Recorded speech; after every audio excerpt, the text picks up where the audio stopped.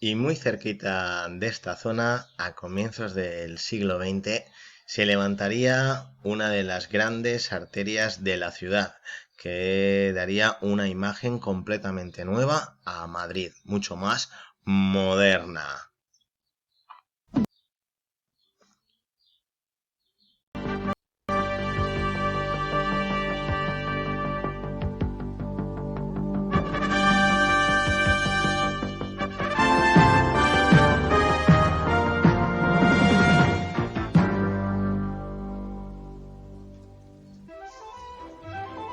Esta es la Gran Vía madrileña en los años 60, a medio siglo de su apertura. Es una arteria vital de la ciudad, llena de alegría y con una extraordinaria capacidad de atracción para el forastero.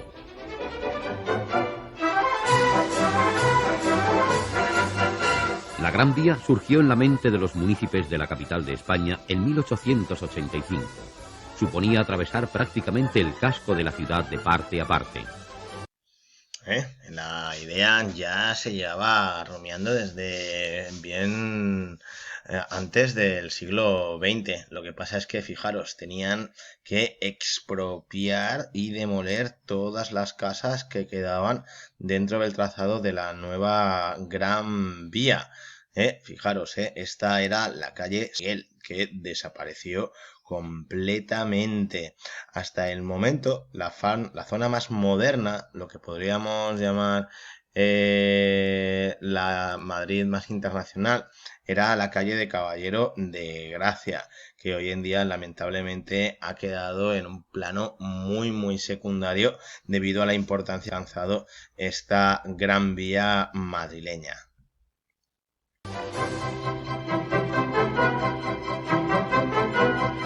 Había de iniciarse abriendo brecha en la calle de Alcalá, a la altura de la iglesia de San José. Pero al cabo nada menos que de 25 años de discusiones, estudios, controversias, litigios y discrepancias de todo género.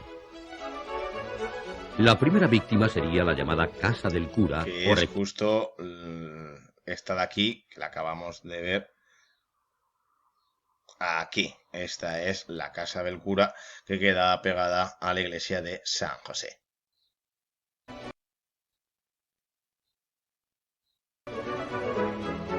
Enfrente había empezado a levantarse la torre del edificio Fénix. El día 4 de abril de 1910, previos golpes simbólicos de piqueta a cargo del rey Alfonso XIII, comenzaría el derribo del primer edificio condenado, que era, como ya hemos apuntado, la Casa del Cura, iniciativa que fue considerada como excelente augurio por parte de un sector que tenía puestas todas sus ilusiones en la política anticlericalista de don José Canalejas. Uno de los primeros edificios que se levantaría, curiosamente, no estaba en la Gran Vía, Es el edificio del Fénix, o ahora ya le conocemos como el edificio Metrópolis, porque la Unión y el Fénix ha cambiado ya su sede. Pero como digo, curiosamente estaba y está dentro de la calle Alcalá, un edificio que hoy es de los más fotografiados de España. Ahí y de Madrid. Ahí estaba antes la llamada Casa del Ataúd. De esta nueva avenida fue necesario demoler, según nos cuentan Corral y Sanz, 312 casas, desenlosar 856 metros de aceras, levantar 26.385 metros de cañerías y 247 farolas. El proyecto definitivo quedaría aprobado en 1907, siendo alcalde de Madrid el conde de Peñalver. Las primeras casas se inauguraron en 1913 y 1914 con don Carlos Prats como regidor. El tramo segundo de la Gran Vía no presentó en su construcción tantas dificultades como el primero. Aquí lo tenemos, recogido ya por el cine. En él empezaría a levantarse en 1926 el primer rascacielos madrileño, la Telefónica, de 90 metros de altura, algo nunca visto en la capital. Si bien el primer tramo, al que muchos le llaman el tramo monárquico, representaba arquitectónicamente los gustos de la aristocracia y de la burguesía enriquecida de la época, en este segundo tramo, el llamado el tramo republicano, aunque como vemos ya la fundación Telefónica, o el edificio Telefónica es de antes de la República, lo que trataría era de imponer una visión más neoyorquina. Querían traerse aquí la Quinta Avenida.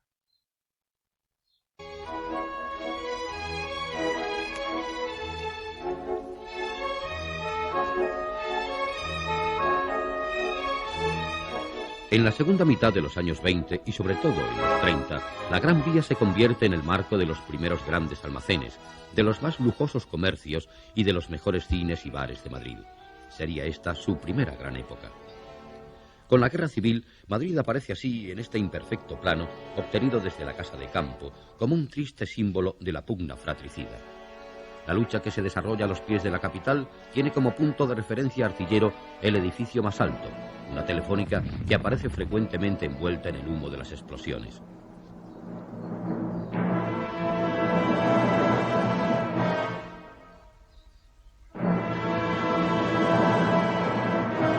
Al final de la contienda, el rascacielos madrileño aparece con muchas de sus 680 ventanas cegadas. La Gran Vía tardará varios años en recuperar su antiguo pulso. En un verano, a comienzos de la década de los 40, la arteria nos ofrece este insólito aspecto. Tampoco nos resulta hoy familiar este panorama de una Gran Vía recorrida por los entrañables autobuses de 2 pisos.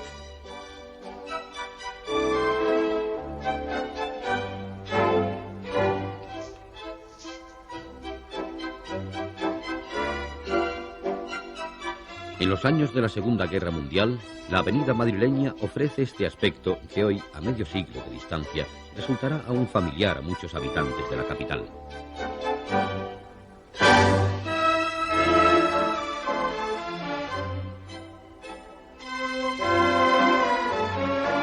La marca de altura en los edificios, ostentada por la Telefónica, se superaría en 1953 y 1958 respectivamente por el edificio España y la Torre de Madrid.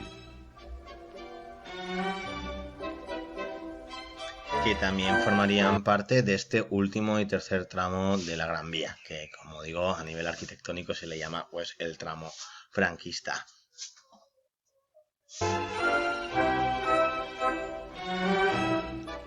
Así era esta Gran Vía, comenzada en un ya lejano mes de abril, que hoy se sigue ofreciendo brillante y dinámica como uno de los grandes atractivos del Madrid de nuestros días.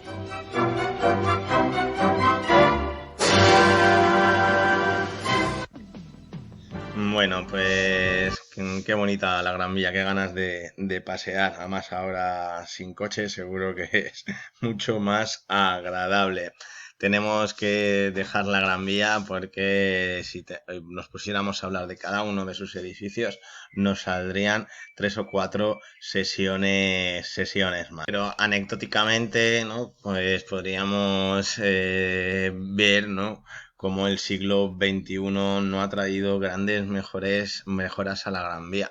No es solo porque el Primark se ha instalado en lo que eran los antiguos SEPU, ¿no? Estos grandes almacenes que fueron los primeros o el primer gran centro comercial moderno y de lujo en primer momento. Luego ya con el SEPU fue un almacén para todos los públicos, ¿no?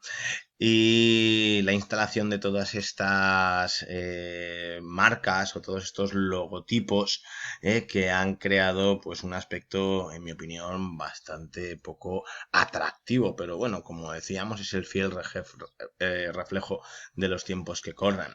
No solo en este edificio en el que también aparece ya del tercer tramo el CIA, sino porque es el único edificio levantado de momento en el siglo XXI, y por favor que no levanten más, en mi opinión. Aunque sigue la estética de algunos edificios del tercer tramo en cuanto a sus referencias a la escuela de Chicago, ahora hablaré un poco más de la escuela de Chicago, no encaja con el resto de la arquitectura de la Gran Vía. Lo que sí que encaja es para las labores especulativas de la actualidad, ya que este edificio se dedica a viviendas de alquiler de lujo. Bueno, pregunté el precio y es que ya ni me acuerdo de la cantidad de ceros que tenía, ¿eh? El edificio levantado por Rafael de la Hoz. Otro de los grandes artífices, o uno de los grandes artífices de muchos edificios de la Gran Vía y de muchos edificios de Madrid, fue el gran Antonio Palacios y Ramiro. Este gran arquitecto gallego, nacido en Aporiño, es el que ha dejado una de las imágenes arquitectónicas más fuertes en Madrid. Muchos lo conocéis, pero alguno lo conoce más por sus monumentos que por su nombre. Ya os he hablado, ¿no?, de este importante edificio de correos, de telecomunicaciones, o Nuestra Señora de las Telecomunicaciones, como rápidamente le bautizó el pueblo madrileño por su parecido a una catedral, más que a este moderno centro de comunicaciones. Hay que tener en cuenta que a principios de siglo España intentaba modernizarse. Alfonso XIII quería traer el Internet de la época, que era esto, los correos y las telecomunicaciones que se iban a empezar a desarrollar a partir del siglo XX. Para eso quiso dotar a este edificio de ese poderío, de ese gran pasado histórico que había tenido la monarquía española. Por eso Antonio Palacios no dejó de poner detalles que hablaban de la grandeza de España en el mundo. Por eso el aspecto de la catedral americana no es tontería, no es baladí, ya que es el aspecto que quería dar Antonio Palacios, hablar de esta conquista o esta colonización de América, posiblemente en la época uno de los episodios más importantes a recordar. Bueno, fijaros en esta imagen, en lo vacío, ¿no?, que estaba en Madrid en este grabado de 1840, una cosa así, en el que por supuesto no aparece el museo, digo museo porque ahora es museo también, el edificio de correos, es ayuntamiento y sede expositiva, ¿eh? Lo único que podemos distinguir, vosotros ya lo deberíais de saber porque lo acabamos de hablar, es la CECA, la Fábrica de la Moneda, al lado ya levantada la Biblioteca Nacional, o por este lado el Museo Arqueológico. Esto que veis aquí era el antiguo Pósito de Madrid, un depósito donde se almacenaba la comida, el grano, la Puerta de Alcalá, ¿verdad?, y la antigua Plaza de Toros de Felipe IV, Fijaros, una de las plazas de toros más importantes de Madrid, hasta que llegó Las Ventas, que no va a salir en este recorrido, pero también es uno de los ejemplos más interesantes del neomudéjar en España. Cómo cambió Madrid en 60 años, de estos prados a estos edificios. Si os fijáis en la entrada del edificio, voy a hacer un zoom justo aquí en esta entrada, lo que vamos a tener es a la que popularmente también se le bautizó en la época como la rubia. Yo no sé cómo deducirían que era rubia, pero bueno, el caso es que así llamaron a este mascarón de proa, porque realmente lo que está intentando simular aquí Antonio Palacios son los mascarones de proa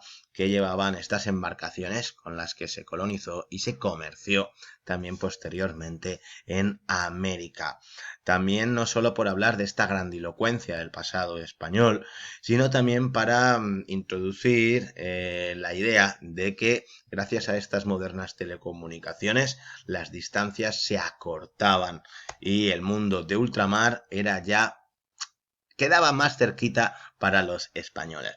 Por eso está repleto todo el edificio de estos bustos, de estas caras que nos recuerdan a distintas deidades. Hay deidades griegas, hay deidades aztecas y hay deidades egipcias, como la que vemos aquí. O bueno, reminiscencias, porque lo que hace es una especie de batiburrillo, ¿no?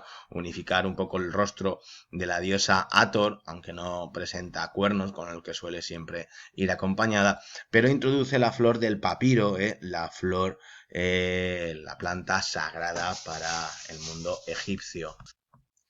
Otro edificio quizá menos conocido de Antonio Palacios, aunque los que vivimos cerquita lo conocemos muy bien, a que se parece, ¿verdad?, a Nuestra Señora de las Telecomunicaciones. Es el Hospital de los Jornaleros, el Hospital de Maudes, de los Maudes. Coge el nombre por la calle, paralela a Raimundo Fernández Villaverde, que es de donde está tomada la fotografía. Antes de que Cuatro Caminos fuese Cuatro Caminos, la colonia más importante a finales del siglo XIX que existía ahí era la colonia de los Maudes, un riachuelo que pasaba por la calle Maudes, que daba nombre a esta colonia, a este asentamiento de trabajadores con muy pocos recursos que trabajaban en las industrias de Sándorf y Buenavista, industrias metalúrgicas y de fabricación de ladrillos que se habían instalado por todo Chamberí.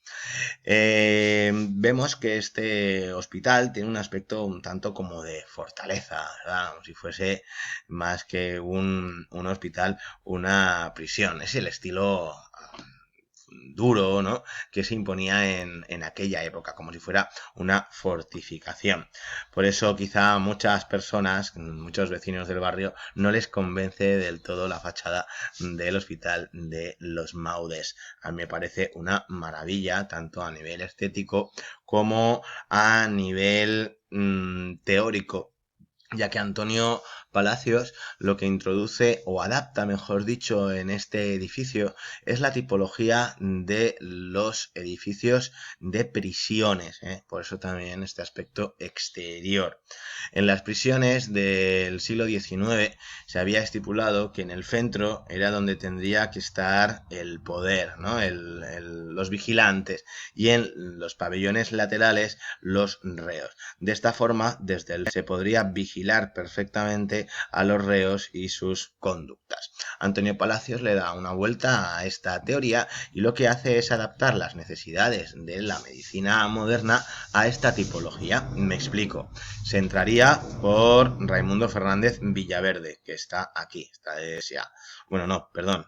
Bueno, esto es ahora por donde se entra, Se entraría en 1910, cuando se empieza a construir por la calle de los Maudes, que es aquí. En este pabellón central, pues ya nos dirían: usted lo que tiene es que volver por donde ha venido y irse al pabellón de consultas de aquí, si era una consulta pues rutinaria. Si te tenían que internar, pues ya te ibas a cualquiera de estos pabellones con el menor tránsito posible, no tenías que atravesar todo el hospital para que te hiciesen una radiografía, no tenías que atravesar para visitar a tu pariente enfermo todas las salas del hospital, directamente te ibas pues a la de cuidados intensivos, no lo sé, me lo estoy inventando porque no recuerdo bien a qué ala se dedicaba cada especialidad. Lo que sí que era importante es que los que tenían enfermedades infecciosas se iban directamente al pabellón de aislamiento. Así no tenía nadie contacto con ellos y sobre todo no tenían contacto con ellos que venían únicamente a una consulta rutinaria, a una consulta con el doctor porque te dolía el estómago. Bueno, y no quiero decir nada, pero lo digo todo, ¿no?, con la época actual y cómo se han construido los modernos hospitales, cómo los políticos todos se han hecho fotos inaugurando hospitales, muchos de ellos construidos rápido y pronto, y han colocado en la gerencia de estos hospitales a sus amigos. Luego no es de extrañar que los protocolos no salgan y que los sanitarios estén completamente desbordados. Pero bueno, no quiero seguir hablando de este tema tan complicado que es el que nos ha venido hoy en día con el coronavirus, sino de otros edificios de Antonio Palacios, como este maravilloso Círculo de Bellas Artes que conocéis todos, ¿verdad?, en la calle Alcalá, con Minerva, la diosa de las artes, presidiendo y vigilando todo lo que ahí acontecía. Desde el siglo XIX, estos círculos de bellas artes, y ya en el siglo XX, son el motor de la cultura en España. Y otro edificio muy interesante, muy cerquita del Hospital de los Maudes, es del tutor del maestro de Antonio Palacios, que tampoco podemos terminar este recorrido sin mentarlo. Es demasiado poco conocido para lo importante que fue Velázquez Bosco. Levantó un sinfín de edificios institucionales y también de viviendas. Yo os voy a seleccionar dos. Este, que muchos de vosotros no conoceréis, pero los que somos del barrio sí, es la Escuela de Minas, una de las joyas que tiene Madrid en Chamberí.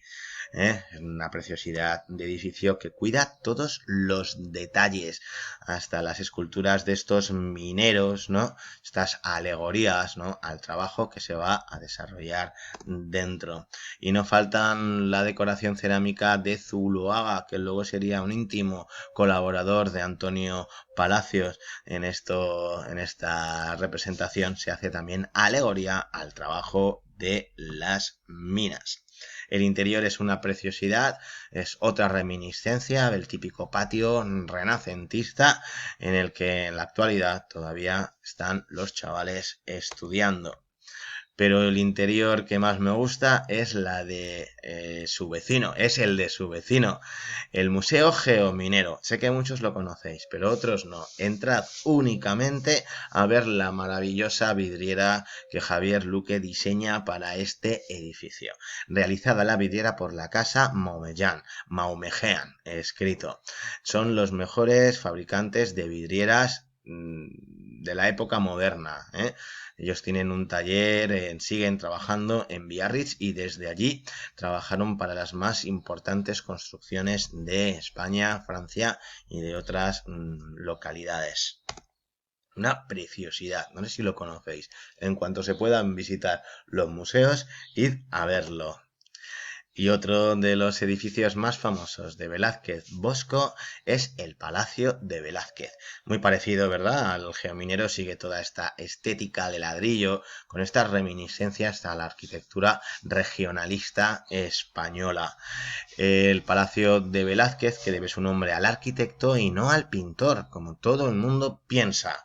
Palacio de Velázquez Bosco. Hace pareja con el Palacio de Cristal, levantado los dos por Velázquez Bosco para albergar una de las primeras exposiciones del nuevo Jardín del Retiro reconstruido, la exposición viva de los filipinos. A estos pobres filipinos los trajeron aquí en taparrabos, literal, para que fueran observados por los burgueses madrileños, como un zoo. Algo lamentable. Afortunadamente el palacio ahora se dedica a hacer exposiciones de arte contemporáneo. Bueno, aunque con lo que la gente odia el arte contemporáneo, quizá haya sido peor el remedio que la enfermedad. Bueno, lo digo completamente irónicamente.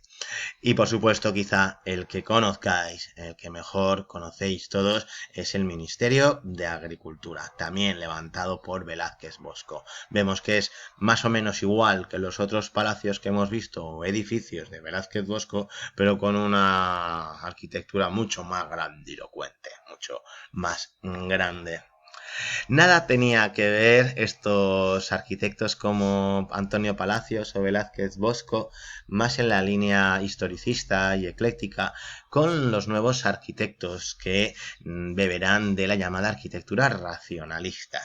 Son discípulos de gente como Sullivan o Richardson, los fundadores de la Escuela de Chicago. Chicago arde, es pasto de las llamas y tienen que levantar la ciudad desde cero rápida y económicamente. Así que Richardson y Sullivan construirán edificios que luego llamaremos racionalistas, con muy pocos recursos y con un resultado, podríamos decir, estético positivo, ¿no? Bello. Para que nos entendamos todos. No había dinero y había que levantar para toda la demanda de la población y de la exigencia de la nueva sociedad. Así que eliminan a estos mineros que aparecían en Velázquez Bosco, eliminan todas las caras de palacios, depuran el muro, ahorran con eso e inauguran la arquitectura racionalista, que en mi opinión ha tenido demasiados excesos cuando se ha aplicado a viviendas.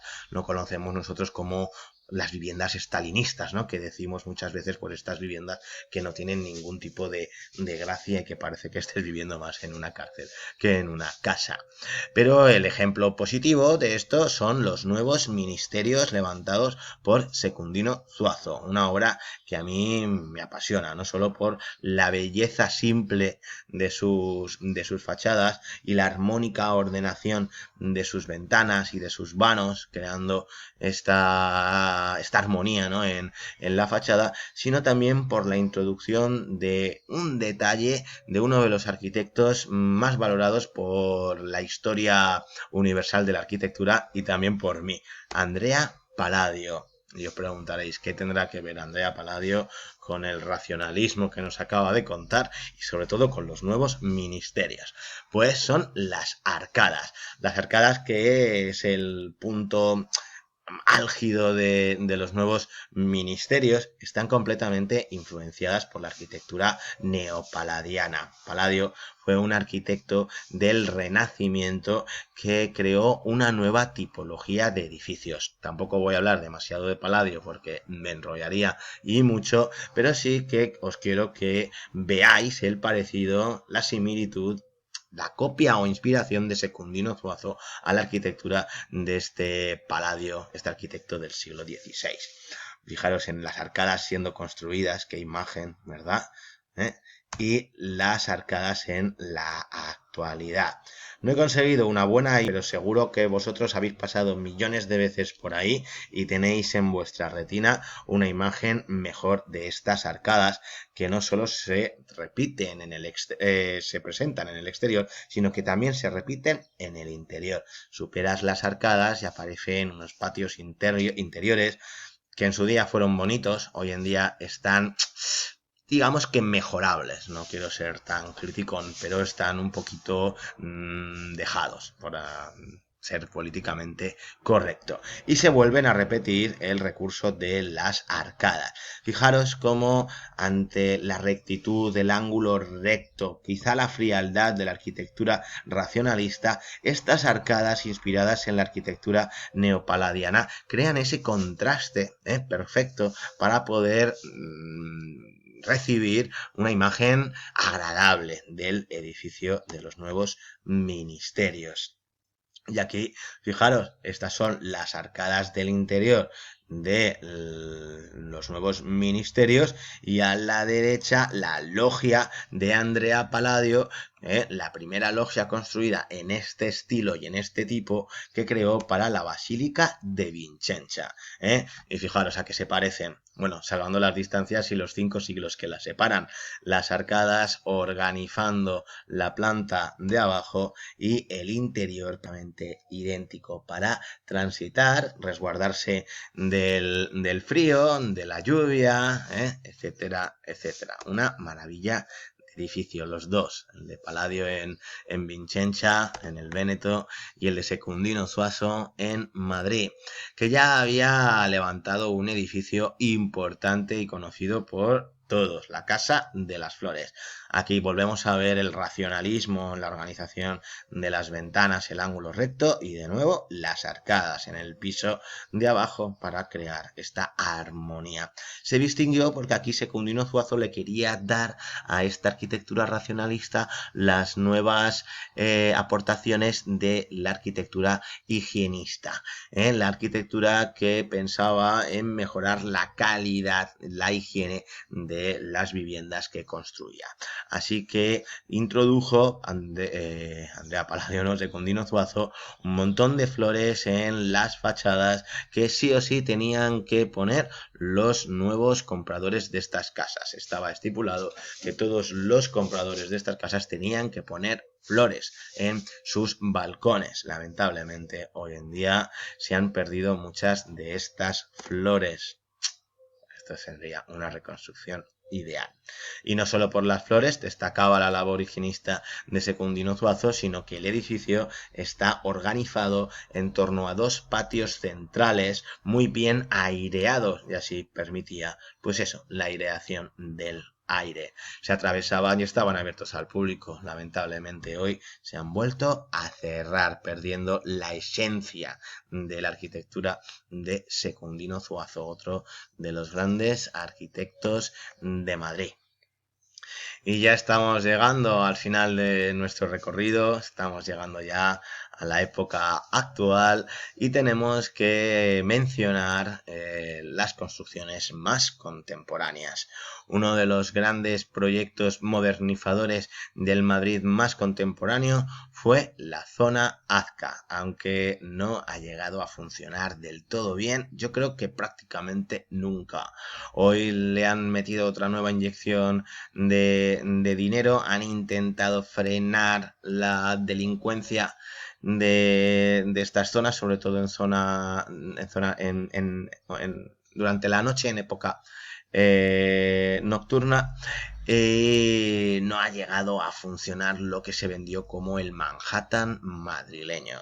Bueno, si sabéis que el acrónimo AZCA significa nada más y nada menos que Asociación Mixta de Compensación de la Manzana A, de la zona comercial, de la avenida del Generalísimo. Bueno, nada más y nada menos.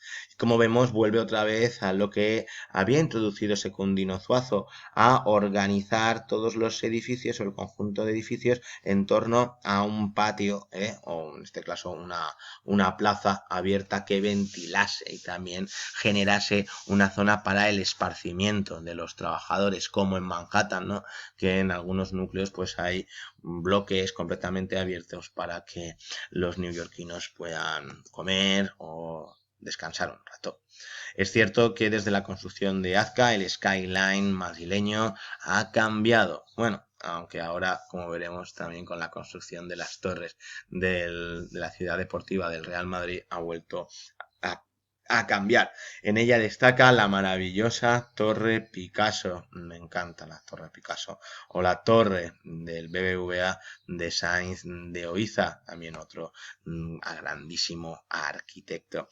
Y también, por supuesto, destaca el nuevo edificio Windsor. Lo que no destaca es la plaza central, que la tienen totalmente abandonada. Y encima tuvieron el valor de llamarla Plaza de Pablo Ruiz Picasso.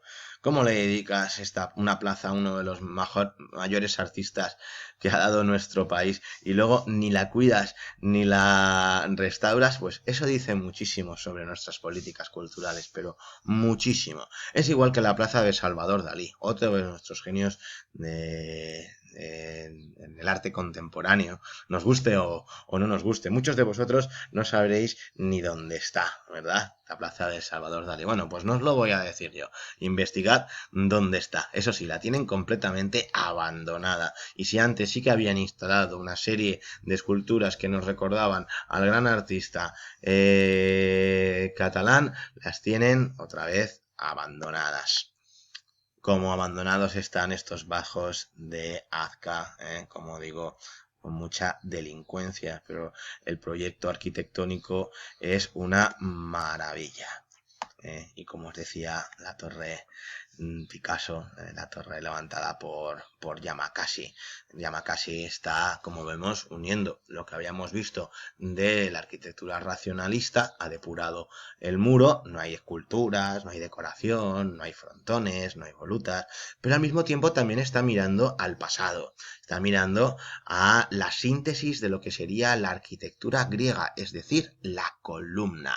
Los grandes rascacielos no son más que columnas griegas con sus estrías marcando y pronunciando la verticalidad del edificio. Una joya esta torre Picasso, pero quizá el más famoso lamentablemente fue el edificio Windsor. En 2005 ardió, lo he tenido que mirar porque no pensaba que había pasado tanto tiempo, la verdad. Parece que fue ayer cuando de repente empezó a arder esta torre y peligró el resto de los edificios que había alrededor. Imágenes catastróficas, imágenes que tenían una belleza extraña, ¿verdad? Cuando, no sé si lo fuisteis a ver o visteis imágenes en el telediario, ¿no? Pero es como cuando se quema un monte, que por dentro te está doliendo por lo que se está quemando, pero al mismo tiempo te quedas impresionado, incluso maravillado, entre comillas, ¿no? Por la fuerza que tiene la naturaleza, el fuego. No sé si soy yo, que soy valenciano, o y me gustan mucho las fallas y las echo de menos porque este año no se ha quemado ni un solo ninot, o esto es una imagen que dio mucho que hablar, no solo por su belleza, sino porque las primeras teorías conspiranoicas nacieron aquí con el incendio de Windsor, ¿eh? El otro día incluso leí que Villarejo tuvo algo que ver en el incendio. Eso, pues yo ya se lo dejo a los periodistas. Y por supuesto la torre maravillosa de Sáenz de Oiza, la torre del BBVA. Pero si la torre del BBVA de Sáenz de Oiza es interesante, el más interesante es otro edificio de Sáenz de Oiza conocido por todos, las Torres Blancas, aunque realmente tendríamos que llamarle la Torre Gris, porque ni son dos torres ni son blancas. Ahora explicaremos por qué. Pero vemos como aquí el racionalismo que estábamos viendo tan de ángulos rectos se ha ido. Estamos dentro de lo que se llamó la arquitectura high-tech, de alta tecnología. Las nuevas técnicas de arquitectura permitían levantar edificios más altos, menos pesados y en los que la curva, la contracurva, el voladizo, el entrante y el saliente podían tener más espacio. Así que Sáenz de Oiza fue el encargado de levantar este edificio de viviendas maravilloso, también con toques de arquitectura organicista.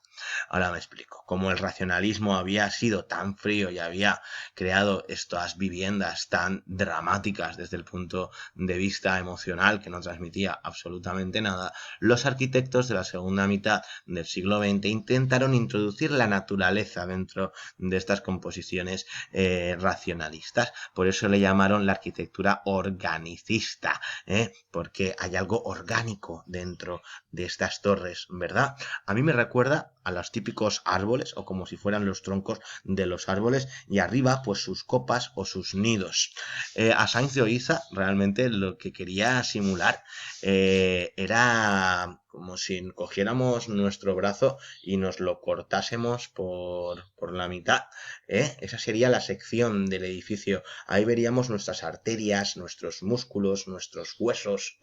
Es este lenguaje orgánico, ¿no? El que quería introducir Sáenz de Oiza en su proyecto de las Torres Blancas.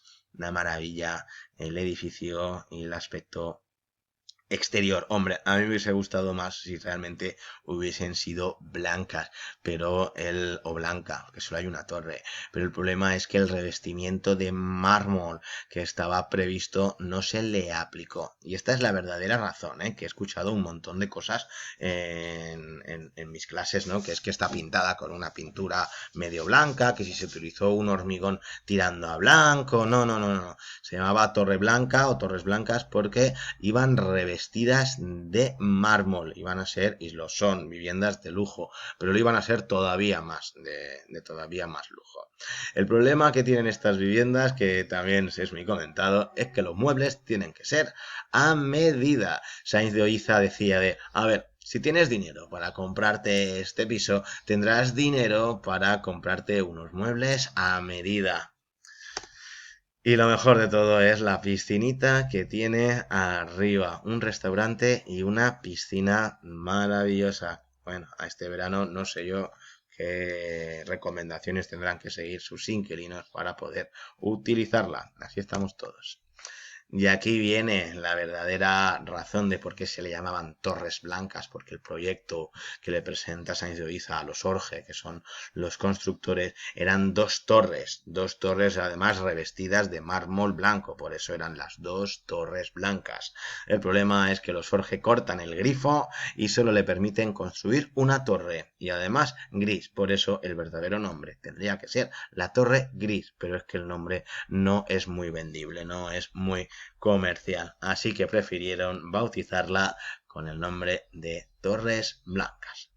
Y ya para concluir, la novísima arquitectura de las torres, las chimeneas, como les llaman, de la ciudad deportiva del Madrid, con la Torre Cristal, que se ha convertido en la torre más alta de Madrid y de España, aunque en esta imagen parezca más alta, más bajita que las otras dos torres, es la perspectiva. 250 metros tiene esta magnífica torre de César Pelli, el que había construido también las torres Petronas en Malasia. Como digo, el edificio más importante, más alto de España. César Pelli intenta poner una cobertura completamente acristalada con un material especial, un material que con el reflejo del sol en su ventana transmitiría la misma tonalidad que el cielo de Madrid. Es la idea que tuvo César Pelli de camuflar esta torre en el famosísimo cielo de Madrid, valorado no solo por los madrileños, sino también, ya vemos, por los arquitectos extranjeros, en este caso un argentino. Lo que más me gusta de esta torre es su interior. El jardín vertical que tiene esta torre es precioso. Aunque no lo he podido visitar, he visto algún reportaje sobre su construcción y su mantenimiento y rivaliza con el otro jardín vertical tan famoso que se ha convertido este jardín vertical de CaixaForum. Otra maravilla, cómo contrasta la fachada trasera de las antiguas herrerías belgas, la actual sede del CaixaForum, con la rudeza del ladrillo, del acero desgastado, con el nuevo jardín vertical verde. Vemos cómo la lucha entre lo industrial y lo orgánico ha sido debate en los arquitectos a lo largo de la historia, de toda la historia.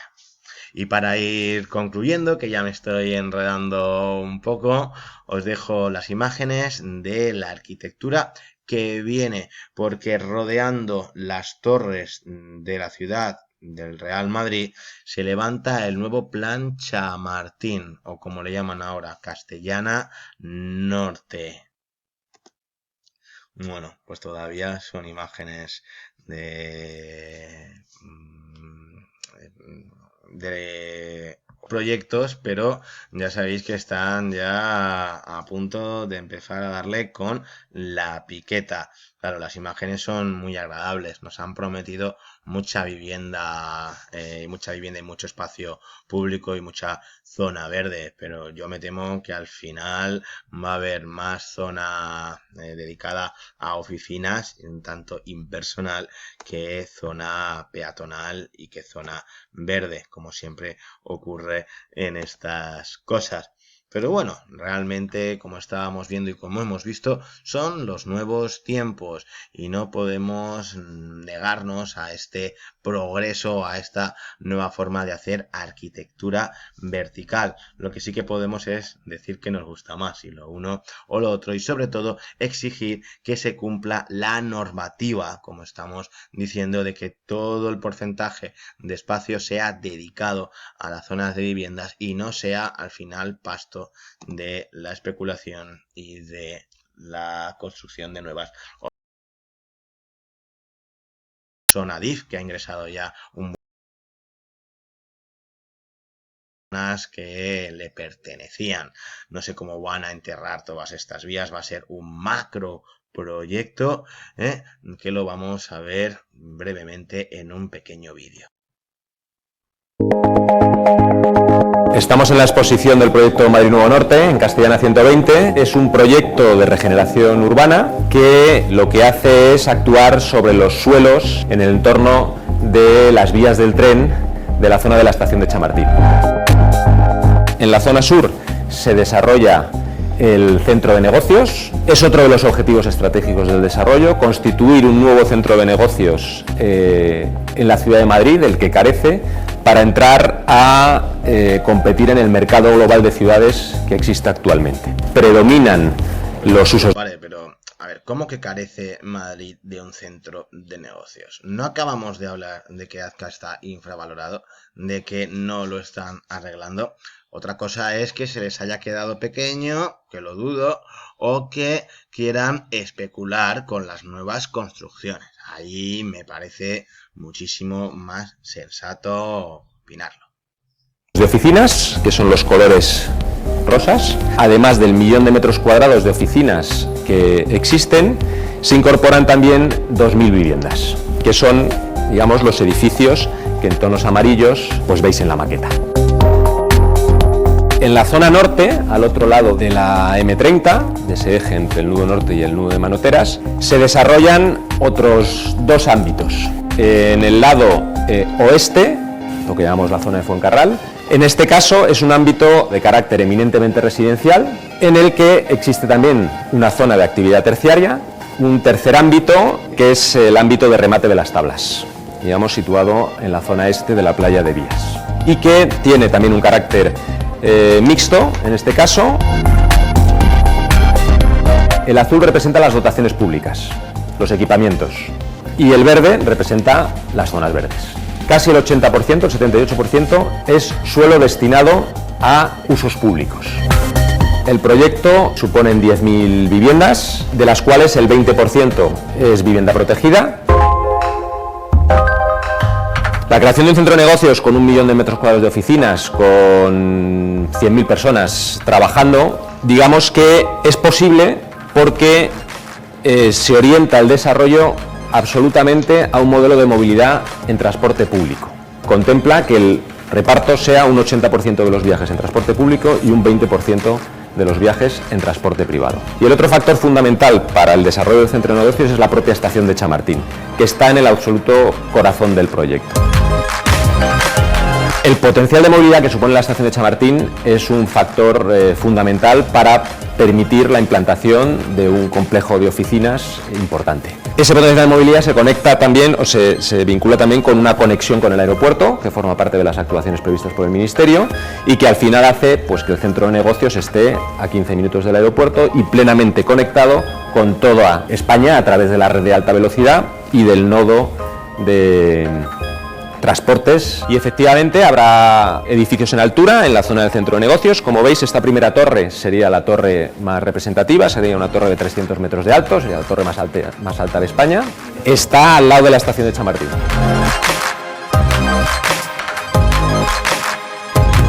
Bueno, no sé a vosotros qué os parece, tampoco lo quiero criticar tanto, ¿eh? Me gusta mucho la arquitectura contemporánea, la arquitectura high-tech, como le llaman a esto, la arquitectura ciber, como también le llaman, ya os explicaré en otra sesión a qué se refiere, y realmente pues puede estar bien, ¿no? Bien conectado con el centro, cerquita, la gente no tiene que desplazarse demasiado. Es verdad que estos alrededores de Chamartín, quien lo conozca, están un poquito también abandonadillos, hace falta un plan de actuación arquitectónica, pero como digo, hay que introducir vivienda, y todas las que prometen. En el vídeo, si os habéis fijado, primero dicen 2.000, luego 10.000, el porcentaje de la vivienda de protección oficial va fluctuando, va variando. Bueno, el problema es que esto normalmente cuando ocurre aquí en España van perdiendo peso las viviendas y van ganando peso los espacios de oficina, ¿no? A ver qué es lo que ocurre con esta ciudad, con este plan de Castellana Norte. Lo que está claro es que va a cambiar completamente nuestra visión de Madrid, o va a introducir una nueva visión de Madrid que quizá para las nuevas generaciones tenga mucho más sentido que los edificios que a nosotros nos gustan. Pues nada, con esto me despido. Ha sido un placer darnos un paseo telemáticamente por Madrid. Me he dejado muchísimos edificios porque tenemos una ciudad repleta de magnífica arquitectura, de magníficas historias y de magníficas leyendas que también apenas os he contado. Madrid, ciudad completamente llena de leyendas. Pues nada, me despido hasta el jueves que viene, que nos vamos a ver por Zoom, ¿de acuerdo? La clase será a las 7, os mandaré el link al correo electrónico. Un fuerte abrazo a todos y cuidaros mucho. Bueno, sí me ha ocurrido una cosa. Como he pasado muy rápido las imágenes, o me voy a despedir volviéndolas a pasar todas con una canción que a mí me encanta.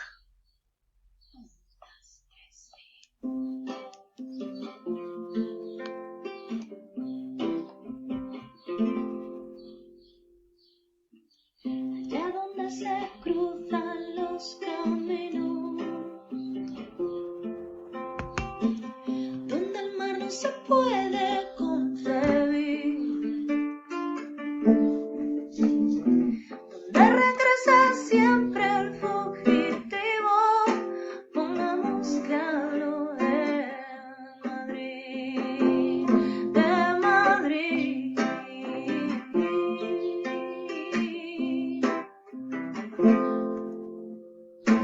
Donde la gente sale a los balcones, sí, todos los días a la misma hora.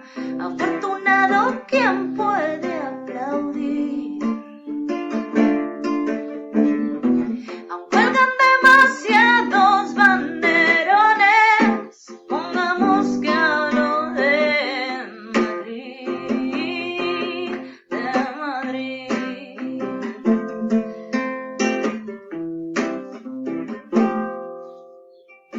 Las niñas ya no quieren ser princesas, menos mal. Ni los niños son todos de Madrid, aunque aún hay muchos. Ser influencer hoy es su gran meta, pongamos que hablo de Madrid, de Madrid. De Madrid. Por €1 me tomo un vaso de vino. Sí, todavía hay muchos sitios así. Para compartir, nada de una por persona. Aún con tapones oigo a mis vecinos, pongamos que hablo de Madrid, de Madrid. De Madrid.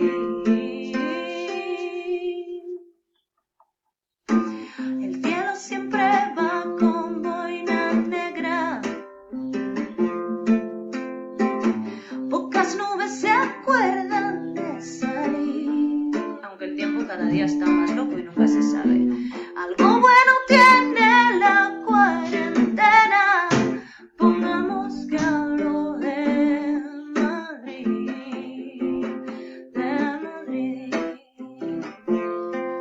de Madrid.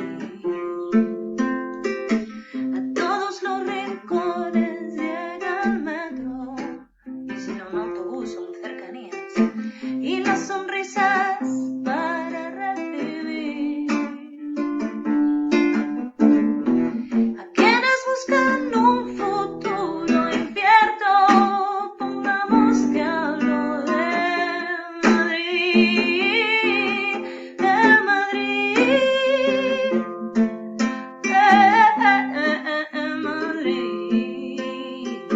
Los hospitales siempre están abiertos, menos mal. Gracias hoy más que nunca por resistir. Gracias. Lloramos hoy a todos nuestros muertos. Pongamos que hablo de Madrid,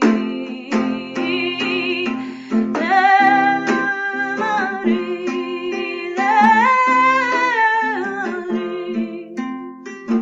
Cuando la muerte venga a visitarme,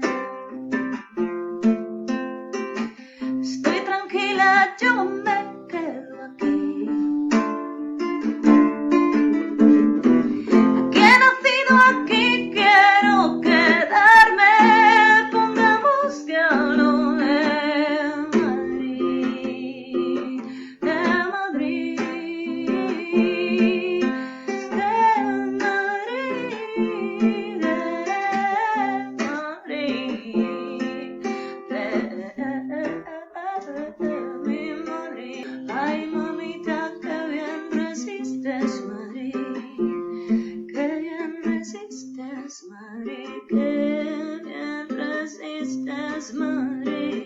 Thank you.